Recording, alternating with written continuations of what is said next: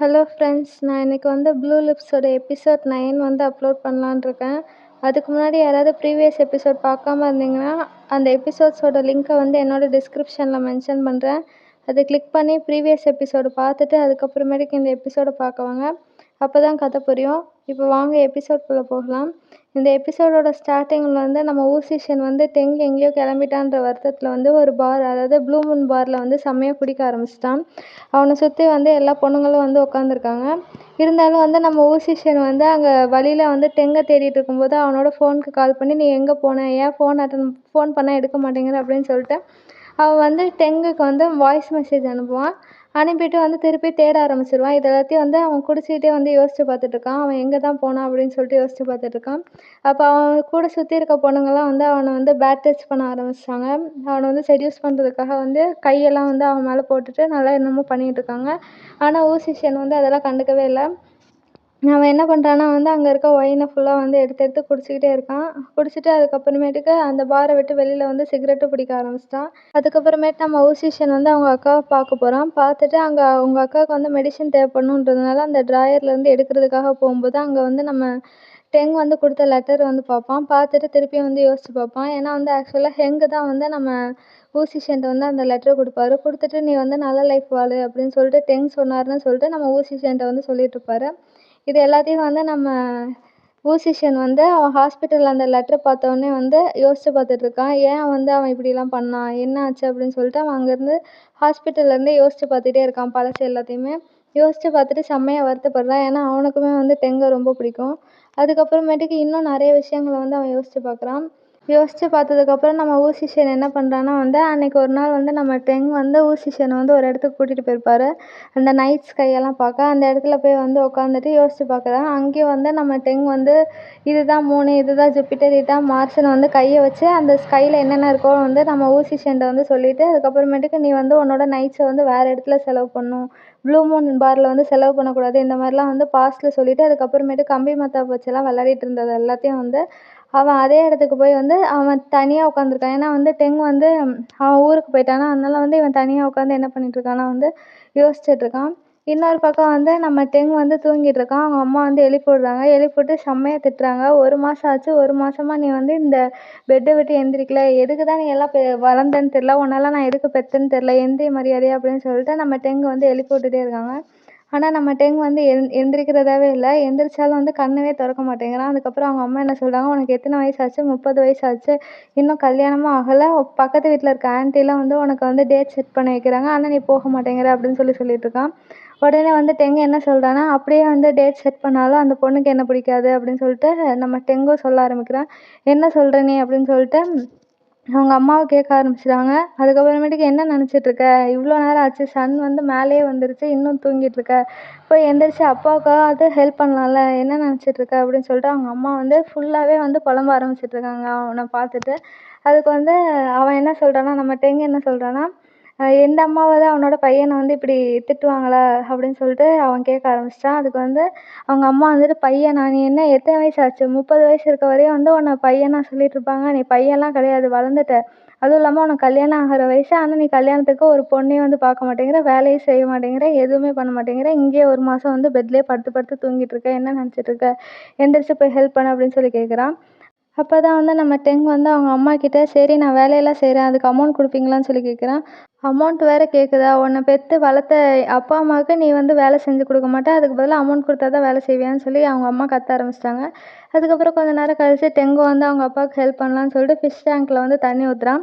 யூசிஷனை யோசிச்சுட்டு தண்ணி ஊற்றுனதுனால அது ஃபிஷ் டேங்க் ஃபுல்லுத்துலேயே வந்து நிறச்சிட்டான். அப்போ அவங்க அப்பா வந்து என்ன சொல்கிறார், என்ன நினச்சிட்டு இருக்க, என் ஃபிஷ் எல்லாம் கொல்லலான்னு பிளான் போட்டியா, போய் நீ வேறு ஏதாவது பண்ணு, இந்த வேலையை நான் பார்த்துக்கிறேன் அப்படின்னு சொல்லிட்டு அவங்க அப்பா வாங்கி அப்புறமேட்டுக்கு தண்ணி ஊற்ற ஆரம்பிச்சிட்டாரு. அதுக்கப்புறம் நம்ம டெங் வந்து சாப்பிட சொன்னால் அந்த சாப்ஸ்டிக்கை வாயில் வச்சுட்டு எதையோ யோசிச்சுட்ருக்கான். அப்போ தான் அவங்க அம்மா என்ன சொல்கிறாங்கன்னா, என்ன நினச்சிட்ருக்க, சாப்பிட்டீங்கன்னா சாப்பிட வேண்டியதானே, என்னெல்லாம் வெளியில் போக வேண்டியதானே, என்ன பண்ணிகிட்ருக்க அப்படின்னு சொல்லிட்டு கேட்டுட்ருக்காங்க. அப்போ தான் வந்து சரி சாப்பிட்லான்னு சொல்லிட்டு அவனும் எடுக்கிறான். ஒரு ஒரு அரிசியாக எடுத்துகிட்ருக்கான். அப்போ அவங்க அம்மா என்ன சொல்கிறாங்க, என்ன பண்ணிகிட்ருக்க, ஒரு ஒரு அரிசியாக சாப்பிட்டா எப்படி சாப்பிட்றது, நிறைய எடுன்னோடனே அவன் வந்து நிறைய எடுத்து சாப்பிட ஆரம்பிக்கிறான். சாப்பிடல, அவன் வந்து எடுத்து திருப்பி அவனோட கப்பில் தான் போட ஆரம்பிக்கிறான். போட ஆரம்பித்தோடனே அவங்க அம்மா வந்து திருப்பி ஆரம்பிக்கிறாங்க, உனக்கு வந்து பக்கத்து வீட்டில் இருக்க ஆன்ட்டி வந்து இன்னொரு பொண்ணு வந்து பார்த்து வச்சுருக்காங்க, அந்த பொண்ணு வந்து ஒரு டாக்டர்னு சொல்லிட்டு இருக்காங்க, அவங்கள போய் பாரு அப்படின்னு சொல்லிட்டு அவங்க அம்மா சொல்கிறாங்க. அதுக்கு வந்து டெங்கு என்ன சொல்றான்னா, "வேண்டாம் அந்த பொண்ணுக்கும் என்ன பிடிக்காது. நான் எதுக்கு போணும்?" அப்படின்னு சொல்லிட்டு கேட்டுட்ருக்கான். உடனே வந்து அவங்க அம்மா வந்து அவங்க அப்பாவ திட்ட ஆரம்பிச்சுட்டாங்க. "என்ன நெனச்சிட்டு இருக்கீங்க? எதுக்கு இப்படி ஒரு பையன வளர்த்து போட்டுருக்கீங்க? அவனுக்கு 30 வயசு ஆச்சு. இருந்தாலும் வந்து கல்யாணம் பண்றதுக்கும் ஒத்துக்க மாட்டேங்கிறான். பார்த்து வைக்கிற பொண்ண பார்க்கறதுக்கும் ஒத்துக்க மாட்டேங்கிறான். இப்படி இருந்தா சுத்தி இருக்கவங்கலாம் என்ன நெனைப்பாங்க?" அப்படின்னு சொல்லிட்டு அவங்க அப்பாவ திட்ட ஆரம்பிச்சுட்டாங்க. உடனே அவங்க அப்பாவும் வந்து, "போய் பாரு" அப்படின்னு சொல்றாங்க. அதுக்கப்புறம் அவங்க அம்மா என்ன சொல்றாங்கன்னா, "அந்த பொண்ணு வந்து எதையுமே எதிர்பார்க்கல உன்கிட்ட இருந்து. அந்த பொண்ணுக்கும் வந்து வீட்ல இருக்கவங்க தான் வேணும். வேலை இல்லாம நீ வீட்ல இருக்கறதுனால நீ வந்து அவனோட ஃபேமிலிய பார்த்துக்குவ. அதனால அதுக்கு தான் அந்த பொண்ணு வந்து ஒரு பையன தேடிட்டு இருக்கு. நீ வீட்ல இருக்கிறது பெர்ஃபெக்ட்டா இருக்கும். அதுவும் இல்லாம அந்த பொண்ணு ஒரு டாக்டர். அது சம்பாரிச்சுரும். அதனால நீ போய் அவங்கள பாருன்னு சொன்னதுக்கு, அ நம்ம டெங்கு என்ன சொல்றான்னா, "ஓ! அந்த பொண்ணு வந்து ரொம்ப நல்ல பொண்ணு போல. அந்த பொண்ணுக்குலாம் நான் வேணாம். நான் ரொம்ப கெட்ட பையன். அதுவும் இல்லாம நான் அங்க போனாலும் அந்த பொண்ணு என்ன வேணான்னு சொல்லிரும்ன்னு" சொல்லிட்டு நம்ம டெங்கு வந்து சொல்ல ஆரம்பிச்சா, உடனே அவங்க அம்மா வந்து செம்மையா கோவத்துல வந்து கத்த ஆரம்பிச்சுட்டாங்க திருப்பியும். அப்புறம் தான் வந்து நம்ம டெங்கும் இவங்களோட கத்துறதெல்லாம் என்னால கேட்க முடியல. என்ன பண்றது? அப்படின்னு சொல்லிட்டு யோசிச்சுட்டு, அதுக்கப்புறமேட்டுக்கு சரி போய் தொலைறேன் அப்படின்னு சொல்லிட்டு அவங்க அம்மாகிட்ட சொல்றான். உடனே வந்து அவங்க அம்மா என்ன பண்றாங்கன்னா, "நீ போறது தான் போற. ஒழுங்கா ஷேவ் பண்ணிட்டு டீசென்ட்டான பையனா போ. இப்படி வந்து தெருப்பொறுக்கி மாரி போயிட்டு இருக்காத" அப்படின்னு சொல்லிட்டு அவங்க அம்மாவும் வந்து டெங்கு கிட்ட சொல்றாங்க. டெங்கு வந்து இருந்தாலும் திருப்பி கேட்குறான். இருந்தாலும் நான் போனேன். எனக்கு வேலையும் இல்ல. அதுவும் இல்லாம நான் போனா அந்த பொண்ணோட வாழ்க்கை வேற அழிஞ்சு போயிரும். இதெல்லாம் தேவையில்ல. நான் வந்து கல்யாணம் பண்ணிக்கிற ஐடியாவே இல்ல. என்ன இப்படியே விட்டுருங்களேன் அப்படின்னு சொல்லிட்டு நம்ம டெங் வந்து கேட்குறான். அதுக்கு வந்து அவங்க அம்மா வந்து அழ ஆரம்பிச்சுட்டாங்க. "உனக்கு 30 வயசு ஆச்சு. இன்னும் கல்யாணம்" திருப்பி ஆரம்பிச்சதுனால நம்ம டெங் என்ன பண்ண, "போதும் நிறுத்துங்க. நான் போறேன்" அப்படின்னு சொல்லிட்டு அவன் கிளம்பிடுறான். இந்த பக்கம் வந்து அந்த பொண்ண வந்து பார்க்க வந்துட்டான். அந்த பொண்ணு என்ன சொல்லுதுன்னா வந்து, "நீங்க ஏதோ வந்து வேலை பார்த்தேன்னு சொன்னீங்கல்ல ஜின்னியாங்ல, என்ன வேலை பார்த்தீங்கன்னு?" கேட்ட உடனே அவன் வந்து டைரக்ட்டா சொல்லிட்டான், "நான் ஒரு அடல்ட் ஷாப் வச்சிருந்தேன்" அப்படின்னு சொல்றான். ஆனா நம்ம டெங் வந்து அந்த பொண்ணோட கண்ண கூட இன்னும் பார்க்கல, ஃபேஸையும் பார்க்கல. அதனால அந்த பொண்ணுக்கு வந்து கொஞ்சம் டவுட் வந்துருச்சு. அதனால அவன் என்ன கேட்குறான்னா, "உங்களோட ஹார்ட்ல வந்து வேற யாரோ இருக்காங்க தானே?" அப்படின்னு சொல்லிட்டு அந்த பொண்ணு டைரக்ட்டா அவன்ட்ட கேட்க ஆரம்பிச்சுச்சு. அப்பயும் வந்து என்ன பண்றான்னா வந்து, "ஆமா" அப்படின்னு சொல்லிடுறான். அது மட்டும் இல்லாம வந்து, "நான் உங்களுக்கு செட் ஆக மாட்டேன். நீங்க ரொம்ப நல்ல பொண்ணு. அதனால நீங்க வேற பையன பார்த்துக்கங்க" அப்படின்னு சொல்றாங்க. அப்பதான் வந்து அந்த பொண்ணு என்ன சொல்லுதுன்னா, "நம்ம 2 பேருக்கும் ஒரே சிச்சுவேஷன் தான். எனக்கும் இன்னொருத்தவன் இருக்கான்" அப்படின்னு சொன்னதுக்கு அப்புறம் தான் வந்து நம்ம டெங் என்ன பண்றான்னா, அந்த பொண்ணோட ஃபேஸையே பார்க்க ஆரம்பிச்சுட்டான். அதுக்கப்புறம், "நீங்க யாரையோ லவ் பண்றீங்கல்ல, ஏன் அப்புறம் வந்து நீங்க திருப்பியும் வந்து பென்சாவுக்கு வந்தீங்க? நீங்க ஜின்னியாங்லயே இருந்திருக்கலாம்ல" அப்படின்னு கேட்குறா. அதுக்கு வந்து, "நான் இருந்திருக்கலாம். ஆனா வந்து அவங்களுக்கு கல்யாணம் ஆக போகுதுன்னு நினைக்கிறேன். அதனால தான் நான் வந்து இங்க வந்துட்டேன். நான் எதுக்கு அவங்களுக்கு தொந்தரவு குடுத்துட்டோம். அது அது மட்டும் இல்லாம வந்து எங்க 2 பேருக்கும் ஏஜ் கேப் வந்து ரொம்ப அதிகம். அவனுக்கு 21 தான். எனக்கு 30 ஆக போகுது. நான் நல்லதுக்காக தான் அவன விட்டுட்டு இங்க வந்துட்டேன்" அப்படின்னு சொல்லிட்டு நம்ம டெங் வந்து அந்த பொண்ணுகிட்ட சொல்லிட்டுருக்கான். அதுக்கப்புறம் அந்த பொண்ணும், "ஓ! அப்படியா?" அப்படின்னு சொல்லிட்டுருக்கா. "அ இருந்தாலும் வந்து நீங்க ஃபெங்ஷாக்கு வந்து அந்த பையன விட்டுட்டு வரக்கூடாது. அந்த பையன்ட்ட சொல்லிட்டாவது வந்திருக்கணும். அவன் தேடுனான்னா என்ன பண்றது?" அப்படின்னு கேட்டுட்ருக்கான். அதுக்கு வந்து, "இல்ல அவன் தேட மாட்டான். அவனுக்கு கல்யாணம் ஆக போகுது. அதனால கண்டிப்பா அவன் பிஸியா தான் இருப்பான்" அப்படின்னு சொல்லிட்டு நம்ம டெங்கும் வந்து அந்த பொண்ணுகிட்ட வந்து சொல்லிக்கிட்டே இருக்கான். இருந்தாலும் அந்த பொண்ணு வந்து என்ன சொல்லுதுன்னா, "எனக்கு தெரிஞ்சு உங்களோட ஸ்டோரி எனக்கு ஃபுல்லா தெரியல. ஆனா நீங்க ஏதோ மிஸ் அண்டர்ஸ்டாண்ட் பண்ணி தான் வந்து பிரிஞ்சிருக்கீங்கன்னு நான் நினைக்கிறேன். அதனால நீங்க அந்த பையன வந்து ஒரு தடவ பார்க்குறது தான் நல்லது" அப்படின்னு சொல்லிட்டு அந்த பொண்ணும் வந்து நம்ம டெங் கிட்ட சொல்லி பார்க்குறான். டெங் இருந்தாலும் என்ன சொல்றான் வந்து, "இல்ல பரவால்ல. அவனோட லைஃப் நல்லா இருக்கட்டும். அதுதான் நல்லது. நான் போய் திருப்பி வந்து அவங்களோட லைஃப்ப வந்து கெடுக்க விரும்பல. அவனுக்கு கல்யாணம் ஆக போகுது. எனக்கு பார்த்தாலே தெரியும். நெறைய சிம்ப்டம்ஸ்லாம் தெரிஞ்சுது. அவன் வந்து பொண்ணுங்களோட ட்ரெஸ் எல்லாம் வந்து பார்க்க ஆரம்பிச்சுட்டான். அதனால வந்து அவனுக்கு கல்யாணம் தான் ஆகப்போகுது. அதனால இத விட்டுருங்க" அப்படின்னு சொல்றான். அதுக்கப்புறமேட்டுக்கு தான் அந்த பொண்ணு என்ன சொல்லுதுன்னா, "சரி விட்டுருங்க பார்த்துக்கலாம். எது நடந்தாலும் நல்லதுக்கு தான். இருந்தாலும் வந்து உங்களுக்குள்ள நான் மிஸ் அண்டர்ஸ்டாண்டிங் தான் இருக்குன்னு நினைக்கிறேன்" அப்படின்னு சொல்லிட்டு அந்த பொண்ணு திருப்பி திருப்பி சொல்லும்.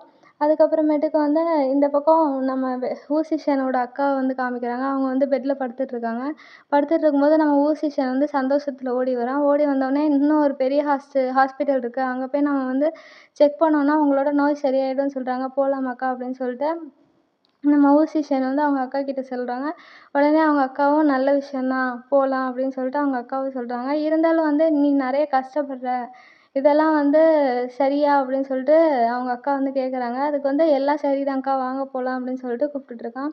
அப்பதான் வந்து அந்த சைடு வந்து நம்ம டெங் வந்து எல்லா கதையும் சொல்லி முடிச்சிடுறான். சொல்லி முடிச்சதுக்கப்புறம் தான் அங்க இருக்க பொண்ணு வந்து என்ன சொல்லியிருக்குன்னா, வேண்டக்கான் வந்து மெடிசின்க்காகவும் யூஸ் பண்றாங்க. ஒரு சில நோயெல்லாம் க்யூர் பண்றதுக்காக வேண்டக்கான் வந்து ரொம்ப இம்பார்ட்டன்ட். எனக்கு தெரிஞ்சு வந்து நீ மிஸ் அண்டர்ஸ்டாண்ட் தான் பண்ணியிருக்க. அந்த பையனுக்கு வந்து யாரோ இருக்காங்க சுத்தி. அவங்களுக்கு வந்து ஏதோ வந்து அடிபட்டுருக்கு.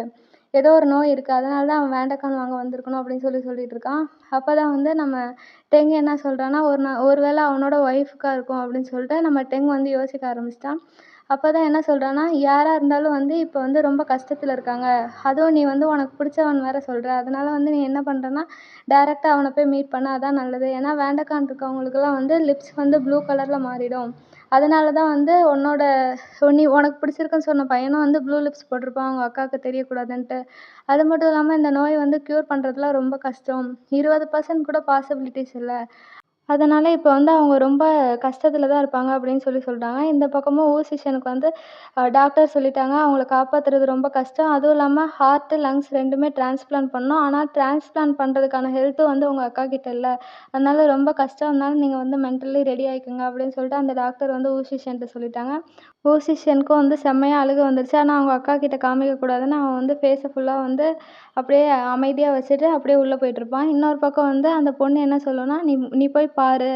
ஏன்னா வந்து இந்த வேண்டக்கான் யூஸ் பண்ணி அந்த டிசீஸ் இருக்குல்ல, அந்த டிசீஸ் வந்து க்யூர் பண்ணுறது ரொம்ப கஷ்டம். அது வந்து நெறைய பேர்ல யாருக்காவது ஒரு ஆளுக்கு தான் வரும். அந்த மாரி தான் அவங்களுக்கும் வந்திருக்கு. அவங்க இப்போ வந்து அதுக்கான சர்ஜரிக்கு வந்து அவங்க மெடிசின் எடுத்தாலுமே, அந்த மெடிசின் வந்து ரொம்ப அதிகம் ரேட்டு அப்படின்னு சொல்றாங்க. உடனே வந்து டெங் வந்து எவ்வளோ இருக்கும்? அத யூஸ் பண்ணா க்யூர் பண்ணிடலாமா? அப்படின்னு கேட்குறான். அதுக்கு வந்து அது 100% பாசிபிலிட்டீஸ் எனக்கு தெரியல. ஆனா வந்து மேபி ஒரு சான்ஸ் அவ்வளோதான் அப்படின்னு சொல்லிட்டு அந்த பொண்ணு சொல்றாங்க. அதுக்கப்புறமேட்டுக்கு நம்ம டெங்கும் வந்து ரொம்ப வருத்தப்படுறான். நான் தெரியாம இங்க வந்துட்டேன் போல. இவ்வளோ பெரிய பிரச்சனை நடந்திருக்கு. அவன் என்ட்ட எதுவுமே சொல்லல அப்படின்னு சொல்லிட்டு இருக்கான். அப்பதான் வந்து அந்த பொண்ணு வந்து நீங்க போய் அவன பாருங்க. மிஸ் அண்டர்ஸ்டாண்டிங்ஸ் தான் உங்களுக்குள்ள. நீங்க போய் பார்த்தீங்கன்னா திருப்பி ஒண்ணு சேர்ந்துடலாம் அப்படின்னு சொல்லிட்டு அந்த பொண்ணு வந்து சொன்னோனே, அவனும் வந்து கிளம்ப ஆரம்பிச்சிடுறான். இன்னொரு பக்கம் நம்ம ஊசிஷன் வந்து ஏதோ அவன அப்படியே கண்ட்ரோல் பண்ணிட்டு சிரிச்சுக்கிட்டே அவங்க அக்காகிட்ட வந்து பேச ஆரம்பிக்கிறான். "அக்கா நம்ம வேணா திருப்பி ஒரு தடவ டெஸ்ட் பண்ணி பார்க்கலாமா? வேணா டெஸ்ட் ரிசல்ட் தப்பா வரதுக்கு கூட சான்ஸ் இருக்குல்ல. அதனால தான் அங்க போய் வந்து டெஸ்ட் பண்ணி பார்க்கலாமான்னு?" கேட்கும்போது அவங்க அக்கா என்ன சொல்றாங்கன்னா, "இல்ல வேண்டாம். நான் வந்து இங்கேயே இருந்துக்கிறேன். இங்கேயே இருந்து நான் எல்லா டெஸ்ட்டு பண்ணணும்னா எல்லாமே இங்கேயே பண்ணிக்கிறேன். எனக்கு அங்க போறதுக்கான தெம்பும் இல்ல. நான் ஃபுல்லாவே வந்து உடைஞ்சுட்டேன். அதுவும் இல்லாம நீ இப்படி எனக்காக செலவு பண்றது வந்து கஷ்டமா இருக்கு. நான் எப்படியும் வந்து சாகப் போறேன். அதனால வந்து நீ உன்னோட லைஃப்ப வந்து நல்லா பார்த்துக்க. எனக்காக வேஸ்ட் பண்ணிட்டு இருக்காதன்னு சொல்லிட்டு இருக்கான். அப்பதான் ஊசிஷன் வந்து, "நீங்க இப்படியே பேசிட்டு இருந்தீங்கன்னா நான் அழுதுருவேன்" அப்படின்னு சொல்றான். அதுக்கு அவங்க அக்கா என்ன சொல்றாங்கன்னா, "ஊசிஷன் நீ வந்து ரொம்ப நல்ல பையன். அதனால வந்து நீ உன்னோட கரியரையும், ட்ரீம்ஸையும் வந்து எப்படியாவது வந்து அடைஞ்சிரு. எனக்காக இப்படி வந்து வேஸ்ட் பண்ணிட்டு இருக்காத" அப்படின்னு சொல்லிட்டு அவங்க அக்கா வந்து ஊசிஷன்ட்ட சொல்லிட்டு இருக்காங்க. இன்னொரு பக்கம் வந்து நம்ம டெங் வந்து என்ன பண்றான்னா, அந்த பார்ல வேலை செய்வான்ல ஹெங்குன்னு ஒருத்தவன். அவனுக்கு கால் பண்ணி, "ஊசிஷன் எப்படி இருக்கான்? இப்ப கடைக்கு வரானான்னு?" கேட்குறாங்க. "இல்ல அவன் இங்கேலாம் வரதில்ல" அப்படின்னு சொல்லிட்டு ஹெங்கும் சொல்றான். "சரி நான் இப்ப வந்து ஜின்யாங்க்கு தான் வந்துட்டுருக்கேன்" அப்படின்னு சொல்லிட்டு இவன் வந்து என்ன பேக்கப் பண்ணிட்டுருக்கான். அப்பதான் அவனோட அப்பா வந்து கேட்குறாங்க, "நீ இப்ப கிளம்புறியா?" அப்படின்னு கேட்குறாங்க. இப்ப டெங் என்ன சொல்றான்னா, "ஆமா ஒரு முக்கியமான பிசினஸ் வந்து ஜின்யாங்ல வந்து நடந்துட்டுருக்கு. அதுல வந்து நான் கண்டிப்பா இருக்கணும். அதனால நான் கிளம்புறேன்" அப்படின்னு சொல்லிட்டு அவங்க அப்பாகிட்ட சொல்லிட்டுருக்கான். அவங்க அப்பாவும் வருத்தப்பட்டுட்டு இருக்காரு. உடனே வந்து நம்ம டெங் என்ன பண்றோம்னா, அவங்க கிட்ட போயிட்டு, "உங்க கூட என்னால நெறைய டைம் ஸ்பெண்ட் பண்ண முடியல. என்ன மன்னிச்சிடுங்க. ஆனா நான் இப்போ முக்கியமா கிளம்பி ஆகணும்" அப்படின்னு சொல்றாங்க. உடனே அவங்க அப்பா, "சரி நீ கிளம்பு. ஆனா வந்து பார்த்து போ. எல்லா திங்ஸையும் கரெக்ட்டா எடுத்துட்டு போ" அப்படின்னு சொல்றாங்க. உடனே டெங்கும், "தேங்க்ஸ்ப்பா" அப்படின்னு சொல்லிட்டு நான் இன்னொரு நாள் வந்தா நெறைய நாள் வந்து உங்க கூட இருக்கிறேன் அப்படின்னு சொல்லிட்டு நம்ம டெங்கும் வந்து அவங்க அப்பாகிட்ட சொல்றாங்க. அதுக்கப்புறமேட்டுக்கு நம்ம டெங் வந்து அவங்க அப்பாகிட்ட சொல்லி முடிச்சதுக்கப்புறம் வந்து திருப்பியும் சூட்கேஸ் எடுத்து எல்லா திங்ஸையும் வந்து பேக்கப் பண்ண ஆரம்பிச்சுட்டான். இன்னொரு பக்கம் வந்து ஊசிஷன் வந்து அவங்க அக்காகிட்ட பேசிக்கிட்டே இருக்கான். பேசிட்டு இருக்கும்போது அவங்க அக்காவும் வந்து ஃபுல்லா மனம் உடைஞ்சுட்டாங்க. அதுவும் இல்லாம பொழைக்கிற இதுவே வந்து ரொம்ப கம்மி. ஏன்னா வந்து இவங்க வந்து லேட்டா தான் வந்து அந்த நோய் இருக்கறதே கண்டுபிடிச்சிருக்காங்க. அதனால வந்து சான்சஸ் வந்து ரொம்ப கம்மியா இருக்குன்னு டாக்டர் சொன்னதுனால, நம்ம ஊசிஷனால வந்து கண்ட்ரோல் பண்ணவே முடியல. அழுதுகிட்டே இருக்கான். அதுக்கு தான் அவங்க அக்கா என்ன சொல்றாங்கன்னா, "நீ ஏன் அழுவுற? அழுகாத" அப்படின்னு சொல்றாங்க. அதுக்கப்புறமேட்டுக்கு, "நீ வந்து ரொம்ப நல்ல பையன் தானே. உனக்கு பிடிச்ச வாழ்க்கைய வாழு. எல்லாரோட டெஸ்டினியும் வந்து எப்பயும் ஒரே மாரி இருக்காது. ஒரு சில வாட்டி இப்படியெல்லாம் நடந்து தான் ஆகும்" அப்படின்னு சொல்லிட்டு, அவங்க அக்காவும் எவ்வளவோ வந்து ஊசிஷன வந்து சமாதானப்படுத்த ஆரம்பிக்கிறாங்க. ஆனா வந்து அவன் சமாதானம் ஆகுற மாரியே இல்ல. அதுக்கப்புறமேட்டுக்கு, "இல்ல நான் உங்களுக்காக என்ன வேணாலும் செய்வேன். நான் வந்து எல்லா மெடிசினையும் வந்து தேடி பார்க்குறேன். ஒரு மெடிசின் இருக்கு. நம்ம வந்து ஹார்ட் இல்லன்னா லிவர் டிரான்ஸ்பிளான்ட் ஏதாவது வந்து பண்ணலாம். ஏதாவது வந்து சான்சஸ் இருக்கும்" அப்படின்னு சொல்லிட்டு அவங்க அக்காகிட்ட சொல்லி ஆறுதல் படுத்திட்டு இருக்கான். அவங்க அக்காவும், "சரி நான் இருக்கிற வரையும் இருப்பேன் உன் கூட" அப்படின்னு சொல்லிட்டு அவங்க அக்காவும் வந்து அவன்கிட்ட வந்து சொல்லிட்டு இருக்காங்க. அதுக்கப்புறமேட்டுக்கு இவங்க 2 பேரும் வந்து ஓரளவு ஓகே ஆயி, நம்ம ஊசிஷனோட அக்கா வந்து ஊசிஷன் மேல தலையில கை வச்சுட்டு, "நீ ரொம்ப நல்ல பையனா இருக்க. உன்ன ஈஸியா எல்லாரும் உடைச்சிடுறாங்க. அதனால பார்த்து இருந்துக்கோ. இந்த லைஃப் வந்து நீ நினைக்கிற மாரி இருக்காது" அப்படின்னு சொல்லிட்டு எல்லா ஆறுதலையும் வந்து நம்ம ஊசிஷனுக்கு வந்து சொல்லிட்டு இருக்காங்க. ஊசிஷனும் வந்து சிரிச்சுக்கிட்டே வந்து, சரிக்கா, நீங்க இப்போ வந்து நல்லா ரெஸ்ட் எடுங்க அப்படின்னு சொல்லிட்டு இருக்கான். இன்னொரு பக்கம் வந்து ஹாவோ கிட்ட வந்து ஒருத்தன் வந்து பணம் வாங்குறதுக்காக வரான். எனக்கு கொஞ்சம் பணம் குடுக்குறியா? அப்படின்னு சொல்லிட்டு கேட்குறான். அதுக்கு வந்து உன்ன நான் வித்தா கூட நீ அந்த அமௌண்ட்டுக்கு வந்து நீ வாங்குன கடன வந்து கட்டி முடிக்க முடியாது. அப்படி இருக்கும்போது நான் உனக்கு எப்படி இன்னும் அமௌண்ட் தருவேன்? அப்படின்னு சொல்லிட்டு ஹாவோ கேட்டுட்டு இருக்கான். அப்போ வந்து அங்க பணம் கேட்டவன் என்ன பண்ணிட்டான்னா, திடீர்னு கத்தி எடுத்து குத்த ஆரம்பிச்சுட்டான். அப்போ வந்து அவன் கூட வந்து எப்பயும் அடியாள் மாரி ஒருத்தன் இருப்பான்ல, அவன் என்ன பண்ணிட்டான்னா வந்து ஹாவோவ காப்பாத்துறதுக்காக நடுவுல வந்துருவான். அப்ப வந்து அந்த கத்தி வந்து அவன் மேல குத்திருவாங்க. அதுக்கப்புறமேட்டுக்கு நம்ம ஹாவோ வந்து என்னாச்சு? டாக்டர கூப்பிட்டுங்க, ஆம்புலன்ஸ்ன்னு செம்மையா கத்த ஆரம்பிச்சுட்டான். ஏன்னா ஹாவோவுக்கு வந்து ரொம்பவே மனசு கஷ்டமாயிடுச்சு. ஏன்னா வந்து அவன் அவனோட உயிர குடுத்து நம்ம ஹாவோவோட உயிர காப்பாத்துனதுனால அவனுக்கு ரொம்ப கஷ்டமாயிடுச்சு. அவனும் வந்து அந்த ரத்தம் வரக்கூடாதுன்னு நெறைய தடுத்து பார்த்துட்டுருக்கான். ஆனாலும் வந்து அவனுக்கு ப்ளீடிங் அதிகமாயிட்டு தான் இருக்கு. இதோட வந்து இந்த எபிசோட முடிக்கிறாங்க. ஃப்ரெண்ட்ஸ் உங்களுக்கு இந்த வீடியோ பிடிச்சிருந்தா மறக்காம லைக் பண்ணுங்க, ஷேர் பண்ணுங்க, கமெண்ட் பண்ணுங்க. அடுத்த வீடியோல பார்க்கலாம். பாய் பாய்.